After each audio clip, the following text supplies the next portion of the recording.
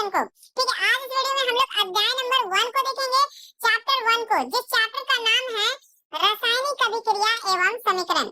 मेरे प्यारे बच्चों, इस चैप्टर का जितने भी एमसीक्यूज क्वेश्चन बनते हैं, जितने भी ऑब्जेक्टिव क्वेश्चन बनते हैं, जो मोस्ट इंपोर्टेंट है बोर्ड एग्जाम के लिए, जो एग्जाम में बार बार पूछा जाता है, जो एमसीक्यूज, उन सारे एमसीक्यूज को हम लोग इस वीडियो में कंप्लीट करेंगे।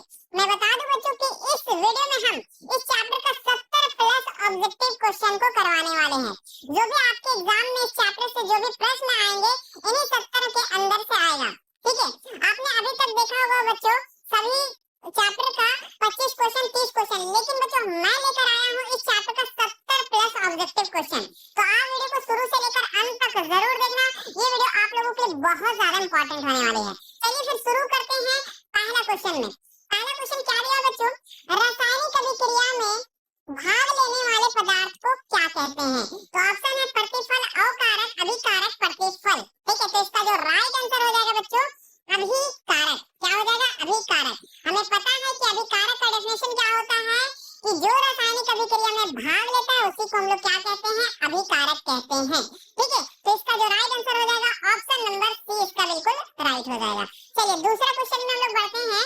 कैल्शियम कार्बोनेट CaCO3 है ना, अभिक्रिया करके CaO और प्लस CO2 किस प्रकार की अभिक्रिया है? तो मेरे प्यारे बच्चों, यहाँ पे बताना है आपको विस्थापन अभिक्रिया है, वियोजन है, या संयोजन है, या द्विस्थापन है। तो यहाँ पे देखिए कि अभिकारक की संख्या कितनी है? 1 है। ठीक है, उत्पाद की संख्या कितनी है? 2 या 2 से अधिक बोल सकते हैं। ठीक है, तो जब अभिकारक 1 हो और उत्पाद 2 या 2 से अधिक हो बच्चों, तो उसको हम लोग वियोजन अभिक्रिया कहते हैं। ऑप्शन नंबर बी इसका बिल्कुल राइट हो जाएगा। ठीक है, चलिए आगे बढ़ते हैं हम लोग अगले सवाल में।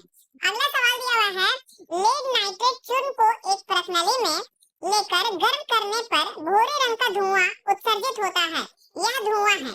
ठीक है, तो यह धुआं कौन सा गैस का है बच्चों? ऑक्सीजन गैस का, नाइट्रोजन ऑक्साइड गैस का, या फिर नाइट्रोजन गैस का, या PbO। ठीक है, गैस का। तो इसका जो राइट आंसर हो जाएगा ऑप्शन नंबर बी, इसका बिल्कुल राइट हो जाएगा, नाइट्रोजन ऑक्साइड का। ठीक है, चलिए ऑप्शन बी। आगे बढ़ते हैं हम लोग क्वेश्चन नंबर 4 में। क्वेश्चन नंबर 4 क्या है? श्वसन किस प्रकार की रासायनिक अभिक्रिया है? ठीक है, तो उपचयन अभिक्रिया, संयोजन अभिक्रिया, अपचयन, या ऊष्माशोषी। ठीक है, तो श्वसन जो है बच्चों, यहाँ पे क्या होता है? ऑक्सीजन की वृद्धि होती है। जब सांस लेते हैं तो हमारे शरीर में ऑक्सीजन की वृद्धि होती है, तो वो कौन सा अभिक्रिया हो बच्चों? उपचयन अभिक्रिया। ठीक है, जिस अभिक्रिया में ऑक्सीजन की वृद्धि होती है उसको हम लोग उपचयन अभिक्रिया कहते हैं, यानी कि इसका ऑप्शन नंबर ए इसका बिल्कुल राइट हो जाएगा। ठीक है, आप ध्यान देंगे बच्चों कि अगर उपचयन ना रहा तो, ठीक है, अगर ऑप्शन में उपचयन ना रहा तो श्वसन ऊष्माक्षेपी भी अभिक्रिया है। ठीक है, याद रखना, ऊष्माक्षेपी भी अभिक्रिया है, क्योंकि आपके प्रश्न में भी बच्चों इसी तरीके का सवाल है, श्वसन को ऊष्माक्षेपी अभिक्रिया क्यों कहते हैं? ठीक है, तो श्वसन किस प्रकार की अभिक्रिया? उपचयन भी अभिक्रिया है और ऊष्माक्षेपी भी अभिक्रिया है। ठीक है, ये भी याद रखना। चलो आगे बढ़ते हैं हम लोग 5 नंबर सवाल। भौतिक परिवर्तन है। ठीक है, तो क्या है? अस्थायी परिवर्तन, अस्थायी परिवर्तन, ए और बी दोनों, इनमें से कोई नहीं। ठीक है, तो इसका जो राइट आंसर हो जाएगा बच्चों अस्थायी परिवर्तन। ठीक है, अस्थायी परिवर्तन। भौतिक परिवर्तन में क्या होता है बच्चों कि जब कोई भी चीज अभिक्रिया के बाद चेंज हो जाता है, ठीक है, और वो चेंज होने के बाद फिर पुनः अपना अवस्था में आ जाता है, तो उसको हम लोग भौतिक परिवर्तन कहते हैं। इसलिए ये अस्थायी है, स्थायी नहीं है, फिक्स नहीं है, अनफिक्स्ड है। ठीक है, जैसे कि यहाँ पे बच्चों बर्फ, मान लो कि पानी से बर्फ बन गया। ठीक है, तो पानी से बर्फ बन गया, तो क्या बर्फ से फिर पानी नहीं बन सकता है? बिल्कुल बन सकता है। तो ये क्या है? भौतिक परिवर्तन है, और ये अस्थायी परिवर्तन है, अस्थायी नहीं है, फिक्स नहीं है। ठीक है, याद रखना। चलो इसका ऑप्शन नंबर ए इसका बिल्कुल राइट हो जाएगा। चलिए आगे बढ़ते हैं हम लोग क्वेश्चन नंबर 6 में। क्या लिखा हुआ है? मैग्नीशियम और ऑक्सीजन को, है ना, मैग्नीशियम ऑक्साइड, मैग्नीशियम और ऑक्सीजन को मिलाए तो मैग्नीशियम ऑक्साइड बना। ठीक है, तो यह किस प्रकार की अभिक्रिया का उदाहरण है? तो ऑप्शन है वियोजन अभिक्रिया, रेडॉक्स अभिक्रिया, विस्थापन अभिक्रिया, संयोजन अभिक्रिया। ठीक है, तो इसका जो राइट आंसर हो जाएगा बच्चों कि यहाँ पे देखो अभिकारक की संख्या कितनी है? 2 है। उत्पाद की ठो निर्माण हो रहा है 1 ठो, और जिस अभिक्रिया में अभिकारकों की संख्या ज्यादा हो और उत्पाद की संख्या 1 हो उसको हम लोग संयोजन अभिक्रिया कहते हैं। ऑप्शन नंबर डी इसका बिल्कुल राइट हो जाएगा। ठीक है, संयोजन अभिक्रिया का परिभाषा ये होता है कि 2 या 2 से अधिक अभिकारक मिलकर एकल उत्पाद का निर्माण करते हैं, उसको हम लोग संयोजन अभिक्रिया कहते हैं। ठीक है, तो इतना तो याद रखना पड़ेगा आपको। आगे देखो, अंगूर का क्यूनन करना एक क्या है? तो ये रासायनिक परिवर्तन है, भौतिक परिवर्तन, ए और बी दोनों या इनमें से कोई नहीं। तो अंगूर का क्यूनन करना बच्चों ये एक रासायनिक परिवर्तन है। ऑप्शन नंबर ए इसका बिल्कुल राइट हो जाएगा। ठीक है, चलो आगे बढ़ते हैं हम लोग, याद रखना। आगे बढ़ते हैं 1 नंबर सवाल में। निम्नलिखित में कौन सा रेडॉक्स अभिक्रिया है? तो रेडॉक्स अभिक्रिया सबसे पहले कहते किसको है? जिसमें उपचयन, क्या बोले हम, उपचयन और अपचयन दोनों हो। ठीक है, जिसमें उपचयन और अपचयन दोनों हो उसको हम लोग रेडॉक्स अभिक्रिया कहते हैं। यानी कि ऑक्सीजन की वृद्धि और ऑक्सीजन की कमी जिसमें दोनों में हो तो उसको हम लोग रेडॉक्स अभिक्रिया कहते हैं। तो यहाँ पे देखो ये है, अब क्या हो गया, हाइड्रोजन ऑक्साइड हो गया। मतलब कि यहाँ उपचयन यानी अपचयन और उपचयन दोनों हो रहा है। इसका मतलब इसका जो राइट आंसर हो जाएगा ऑप्शन नंबर बी इसका बिल्कुल राइट हो जाएगा। ठीक है, चलो आगे बढ़ते हैं हम लोग 9 नंबर सवाल में। 9 नंबर सवाल है, कॉपर चूर्ण को वायु में गर्म करने पर उसके सतह पर कॉपर ऑक्साइड की एक परत जम जाती है। इस परत का रंग कैसा होता है? ऑप्शन है श्वेत, काला, भूरा, पीला। तो इसका जो राइट आंसर हो जाएगा बच्चों आप लोग का ऑप्शन नंबर बी काला। क्या हो जाएगा? काला। क्लियर है? को वायु में गर्म करने पर उसके सतह पर कॉपर ऑक्साइड की एक परत जम जाती है। इस परत का रंग कैसा होता है? ऑप्शन है श्वेत, काला, भूरा, पीला। तो इसका जो राइट आंसर हो जाएगा बच्चों आप लोग का ऑप्शन नंबर बी काला। क्या हो जाएगा? काला। क्लियर है? चलो आगे बढ़ते हैं अगले सवाल में। मैग्नीशियम के रिबन को रेग मार्क से रगड़ कर दहन की प्रक्रिया की जाती है। क्यों किया जाता है? मैग्नीशियम रिबन को साफ करके रेग मार्क से रगड़ करके क्यों जलाया जाता है? तो ऑप्शन है मैग्नीशियम रिबन की सतह रुखड़ी होती है।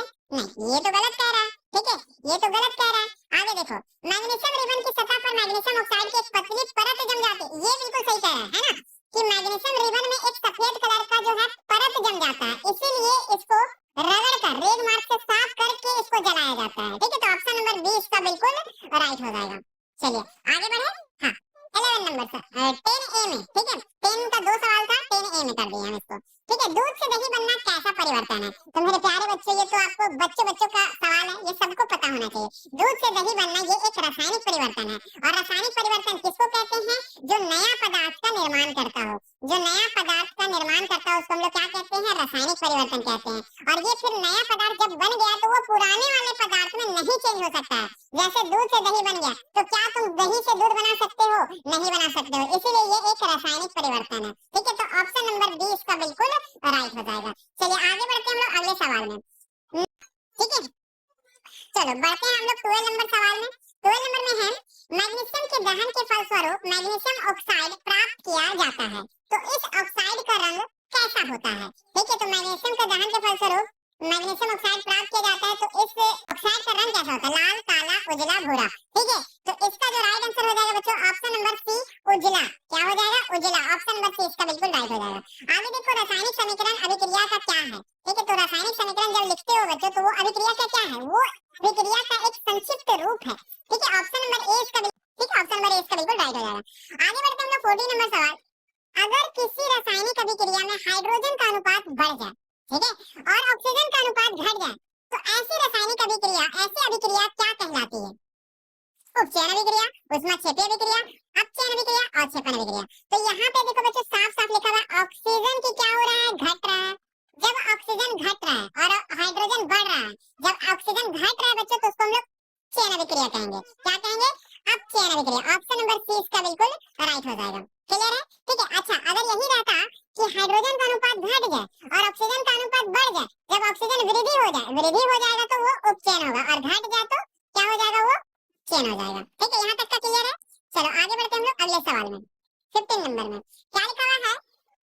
उपचयन अपचयन अभिक्रिया को क्या कहते हैं? तो जहाँ पे उपचयन अभिक्रिया और अपचयन अभिक्रिया दोनों हो, है ना, तो उसको हम लोग रेडॉक्स अभिक्रिया कहते हैं। ऑप्शन नंबर ए इसका बिल्कुल राइट हो जाएगा। ठीक है, बच्चे लोग को ये चीज पता होना चाहिए। आगे बढ़ते हैं हम लोग अगला सवाल में। मैग्नीशियम रिबन को वायु के में दहन के फलस्वरूप श्वेत पदार्थ का मैग्नीशियम ऑक्साइड बनता है। बिल्कुल, है ना? इस अभिक्रिया में मैग्नीशियम क्या होता है? ठीक है, तो ये अपचयन होता है, उपचयन होता है, अपचयन और उपचयन दोनों होता है, या इनमें से कोई नहीं? ठीक है, तो इसका जो राइट आंसर हो जाएगा बच्चों यहाँ पे ऑप्शन नंबर बी इसका बिल्कुल राइट हो जाएगा। ठीक है, कहने का मतलब बोल रहा है बच्चों कि जब मैग्नीशियम को वायु के संपर्क में हम लाते हैं, मान लो O2, तो ये हमारा क्या बनता है? मैग्नीशियम ऑक्साइड बनता है। और यहाँ पे क्या हो रहा है? मैग्नीशियम में ऑक्सीजन नहीं था और अब यहाँ पे ऑक्सीजन बढ़ गया, यानी कि ऑक्सीजन की क्या हो गई, वृद्धि हो गई। तो वृद्धि हो गई तो उसको हम लोग उपचयन अभिक्रिया कहेंगे। ठीक है, चलो ऑप्शन नंबर 20 का बिल्कुल राइट हो जाएगा। चलिए आगे बढ़े, क्वेश्चन नंबर 17, संचारण किस प्रकार की अभिक्रिया है? ठीक है, अपचयन अभिक्रिया, अवक्षेपण अभिक्रिया, संयोजन अभिक्रिया, उपचयन अभिक्रिया। ठीक है, तो संचारण जो है बच्चों ये आपका उपचयन अभिक्रिया है। क्यों? क्योंकि संचारण मतलब कोई भी चीज जंग, संचारण मतलब क्या, जंग लगना। अब जंग कैसे लगता है, वायु, नमी, मिट्टी ये सब नजदीक आता है तो जंग लगता है। तो यहाँ पे क्या हो रहा है, जब वायु के संपर्क में आना मतलब कि ऑक्सीजन की वृद्धि हो रही है, वायु मतलब ऑक्सीजन है ना, ऑक्सीजन की जब वृद्धि हो रही है यहाँ पे तो क्या होगा, ये उपचयन अभिक्रिया। ऑप्शन नंबर 20 का बिल्कुल राइट हो जाएगा। क्लियर हो रहा है कि नहीं? बिल्कुल। आगे देखते हैं हम लोग 18 नंबर सवाल, मैग्नीशियम रिबन का वायु में दहन एक क्या है? ठीक है, तो मैग्नीशियम रिबन को जब जलाया जाता है तो भौतिक परिवर्तन है, कोई परिवर्तन नहीं है, कोई अभिकारक नहीं है, रासायनिक परिवर्तन है। तो मैग्नीशियम रिबन को जब जलता है बच्चों तो वो एक रासायनिक परिवर्तन है। ऑप्शन नंबर 20 का बिल्कुल राइट हो जाएगा। चलिए आगे बढ़े, 19 नंबर सवाल, प्राकृतिक गैस का दहन किस प्रकार की अभिक्रिया है?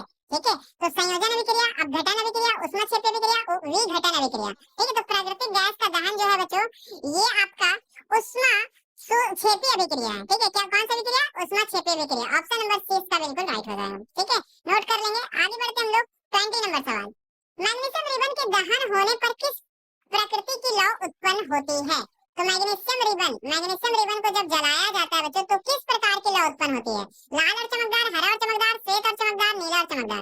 तो मैग्नीशियम रिबन जब जलता है बच्चों तो श्वेत कलर का जलता है। ठीक है, तो ऑप्शन नंबर 30 का बिल्कुल राइट हो जाएगा। ठीक है, चलो आगे बढ़ते हैं हम लोग अगले सवाल में, क्वेश्चन नंबर 21 में, जिंक तथा लेड कॉपर की अपेक्षा क्या होता है? जिंक तथा लेड कॉपर की अपेक्षा क्या होते हैं? कम अभिक्रियाशील, कम क्रियाशील, अधिक क्रियाशील, समान क्रियाशील है, इनमें से कोई नहीं। ठीक है, तो इसका जो राइट आंसर हो जाएगा बच्चों अधिक अभिक्रियाशील। ठीक है, ये जो कॉपर की अपेक्षा जो है, जिंक जो है ये लेड कॉपर की अपेक्षा क्या है आपका, अधिक अभिक्रियाशील है। ठीक है, ऑप्शन नंबर 20 का बिल्कुल राइट हो जाएगा। ठीक है, देख लीजिए आप बी। आगे देखो 22 में, निम्नलिखित में ऊष्माक्षेपी अभिक्रिया कौन है? ठीक है, तो ऊष्माक्षेपी अभिक्रिया जिसमें ऊष्मा का उत्पन्न होता है उसको हम लोग ऊष्माक्षेपी अभिक्रिया कहते हैं। तो यहाँ पे चारों ऑप्शन में किसमें ऊष्मा का उत्पन्न हो रहा है मेरे प्यारे बच्चों? तो ऑप्शन नंबर ए में ऊष्मा उत्पन्न हो रहा है। तो यहाँ पे क्या हो जाएगा, ये ऊष्माक्षेपी अभिक्रिया हो जाएगा। ऑप्शन नंबर ए बिल्कुल राइट हो जाएगा। चलिए आगे बढ़ते हैं हम लोग अगले सवाल में, वे अभिक्रियाएं जिनमें अभिकारकों के बीच आयनों का आदान प्रदान होता है उन्हें कहते हैं। तो उन्हें क्या कहते हैं? जिनके बीच आयनों का आदान प्रदान होता है उसको हम लोग द्विस्थापन अभिक्रिया कहते हैं। बच्चों याद रखना, ऑप्शन नंबर 30 का बिल्कुल राइट हो जाएगा। ठीक है, चलो आगे बढ़ते हैं हम लोग 24 में। देखिए यहाँ पे क्या है, मैग्नीशियम और ऑक्सीजन को मिलाया गया तो क्या बना, मैग्नीशियम ऑक्साइड। यह रासायनिक समीकरण किस प्रकार का है? ठीक है, तो कंकाली है, संतुलित है, ऊष्माशोषी है, ऊष्माक्षेपी है। ठीक है, तो यहाँ ऊष्मा तो निर्माण नहीं हो रहा है तो यहाँ ऊष्माक्षेपी तो होगा नहीं। ऊष्माशोषी यहाँ पे ऊर्जा ऊष्मा का योग भी नहीं हो रहा है, ऊष्मा का जरूरत भी नहीं पड़ रहा है तो ये भी नहीं होगा। संतुलित देखो है कि नहीं है, तो मैग्नीशियम यहाँ पे 2 है मेरे प्यारे बच्चों, बिल्कुल है। तो मैग्नीशियम यहाँ पे भी 2 है। ठीक है, ऑक्सीजन यहाँ कितना है, 2 है। ऑक्सीजन यहाँ कितना है, तो देखो ये इससे मल्टीपल होता है तो ये भी 2 है, मतलब कि दोनों साइड इक्वल है मेरे प्यारे बच्चों। तो ये क्या हो गया, संतुलित हो गया। ठीक है, ऑप्शन नंबर 20 का बिल्कुल राइट हो जाएगा। चलिए आगे बढ़ते हैं हम लोग क्वेश्चन नंबर 25 में। देखिए क्या है यहाँ पे, फेरस और ऑक्साइड। ठीक है, फेरस ऑक्साइड को एल्युमिनियम के साथ अभिक्रिया करवाएं तो यहाँ पे क्या बन गया, Al2O3 है ना, एल्युमिनियम ऑक्साइड बन गया और फेरस को क्या कर दिया, अलग कर दिया। ठीक है, देखो यहाँ पे क्या था ना, फेरस और ऑक्सीजन की दोस्ती थी। ठीक है, अब यहाँ पे क्या हुआ, एल्युमिनियम के साथ जब अभिक्रिया करवाया तो एल्युमिनियम जो था ना ज्यादा ताकतवर था, तो क्या हुआ कि एल्युमिनियम ऑक्साइड बन गया और फेरस को कहाँ एकदम भगा दिया, बोले भागो भागो, है ना। तो ये कौन सा अभिक्रिया है? तो जब ऐसे रहता है बच्चों, जो अधिक अभिक्रियाशील है वो कम अभिक्रियाशील धातु को जब विस्थापित कर देता है तो उसको हम लोग विस्थापन अभिक्रिया कहते हैं। ऑप्शन नंबर इसका डी इसका बिल्कुल राइट हो जाएगा। चलो आगे बढ़ते हैं अगले सवाल में, अभिक्रिया CuO। ठीक है, कॉपर ऑक्साइड और हाइड्रोजन को हम मिलाएं। ठीक है, तो क्या बना, कॉपर और यहाँ पे H2O हो गया। ये किसका उपचयन हो रहा है, अपचयन, सॉरी अपचयन। अपचयन का मतलब हमने बार बार बता रहा है कि ऑक्सीजन की कमी माइनस है ना, कमी। तो कहाँ पे हो रहा है, किसका ऑक्सीजन की कमी हो रही है, तो कॉपर ऑक्साइड का अपचयन हो रहा है। क्यों? क्योंकि यहाँ पे कॉपर ऑक्साइड था और यहाँ पे कॉपर से बन गया, यानी ऑक्सीजन की यहाँ पे कमी हो गई। तो यहाँ पे इसका कौन सा आंसर हो जाएगा, option number B, copper oxide का अपचयन हो रहा है। क्लियर है? ठीक है, चलो अच्छा सवाल थोड़ा सा अगर चेंज कर दे, मान लो ठीक है, बोल दिया किसका उपचयन हो रहा है इनमें से, तो क्या लिखोगे आप, उपचयन किसका हो रहा है, किसमें ऑक्सीजन की वृद्धि हो रही है, तो हाइड्रोजन में। ठीक है, देखो तरीका मैंने कि रटने से अच्छा थोड़ा समझते जाओ, हल्का हल्का भी समझ लोगे तो काफी होता। ठीक है, समझ में आ रहा है कि नहीं आ रहा? अगर बात करें कहाँ थे हम लोग, अगर बात करें अपचयन का तो ये कॉपर ऑक्साइड होगा अपचयन। ठीक है, और उपचयन का बात करेंगे तो ये हाइड्रोजन हो जाएगा। क्यों? क्योंकि यहाँ पे ऑक्सीजन के ये हो रहा है, ठीक है। तो ऑप्शन नंबर इसका बी बिल्कुल राइट हो जाएगा। चलो आगे बढ़ते हैं हम लोग अगले सवाल में 27 नंबर में। वह अभिक्रिया जिसमें दो या दो से अधिक अभिकारक मिलकर एकल उत्पाद का निर्माण करते हैं उसे कहते हैं। सिंपल है, परिभाषा है, ठीक है। तो जो दो या दो से अधिक अभिकारक मिलकर एकल उत्पाद का निर्माण करते हैं तो उसको हम लोग जो कहते हैं बच्चों संयोजन अभिक्रिया। क्या कहते हैं? संयोजन अभिक्रिया, ठीक है। ऑप्शन नंबर 20 का बिल्कुल राइट हो जाएगा।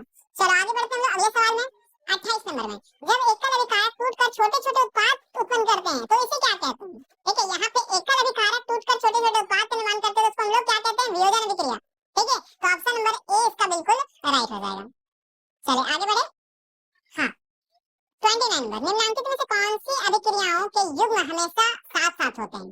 ठीक है, तो संयोजन और विघटन नहीं, उदासीनी और विस्थापन हाँ ये हो सकता है, ठीक है।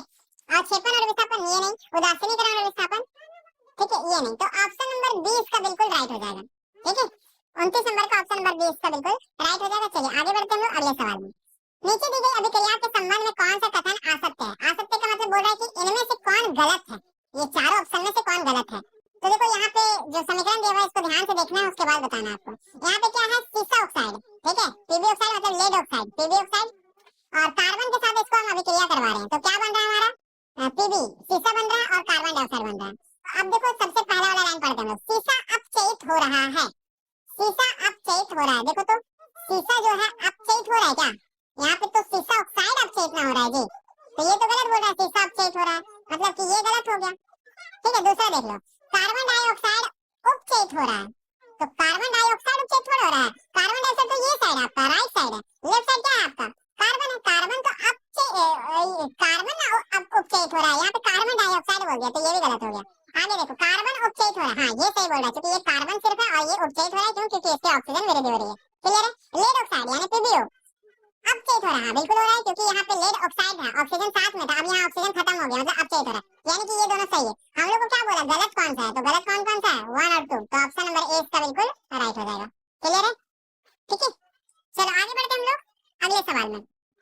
कॉपर सल्फेट के घोल में लौह चूर्ण डालने पर क्या पृथक होता है? ठीक है, तो चलो इसका समीकरण बना देते हैं, उसके बाद आप खुद बता दोगे कि क्या पृथक हो रहा है, क्या अलग हो रहा है। कॉपर सल्फेट में किस चीज को डाल रहा है? लौह चूर्ण को, मतलब कि फेरस को डाल रहा है। फेरस को किस में डाल रहा है? कॉपर सल्फेट में, CuSO4, ठीक है। ये विलयन है और ये फेरस है, ये लोहा का चूर्ण है। दोनों को जब मिलाएं तो हमारा क्या बना?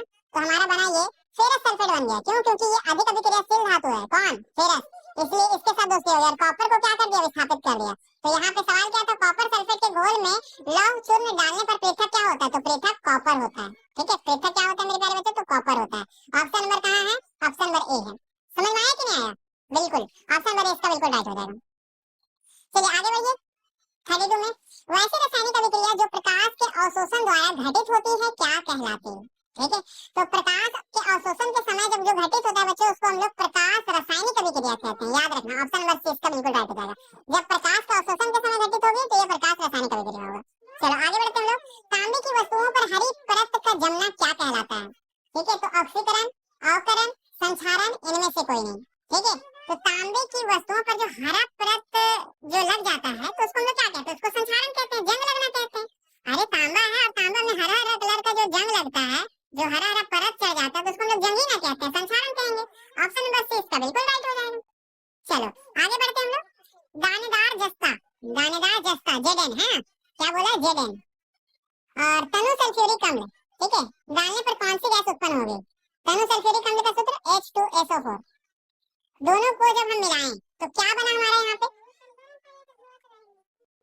तो ZnSO4 हो गया, ZnSO4। क्यों? क्योंकि ये अधिक अभिक्रियाशील है और क्या स्थापित कर दिया बच्चों? तो H2 जो है ये विस्थापित कर दिया, ठीक है। ये क्या कर दिया? इसको विस्थापित कर दिया।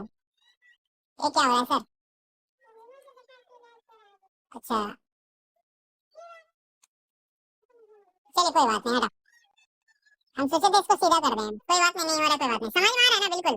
यहाँ पे क्या है? Zn और SO4 H2SO4 तनु सल्फ्यूरिक के साथ मिलाएं तो क्या बन गया? ZnSO4 और हाइड्रोजन को अलग कर दिया। तो कौन सा गैस उत्पन्न होता है बच्चों? तो हाइड्रोजन, ठीक है। तो ऑप्शन नंबर इसका कौन वाला हो जाएगा? बी। ऑप्शन नंबर बी इसका बिल्कुल राइट हो जाएगा। क्यों? क्योंकि इसमें हाइड्रोजन गैस का उत्पन्न हो रहा है। चलो आगे बढ़ते हम लोग 35 में। संक्षारण का उदाहरण है, तो संक्षारण का उदाहरण क्या है? लोहे में जंग लगना, हाँ ये तो सही कह रहा है। चांदी की वस्तुओं के ऊपर काली परत का चढ़ना, हाँ ये भी सही कह रहा है, ये भी तो संचालन का उदाहरण है। तांबे के बर्तन में हरे रंग की परत बनना, ये भी सही कह रहा है। मतलब कि इनमें से सभी इसका राइट हो जाएगा, ऑप्शन बड्डी।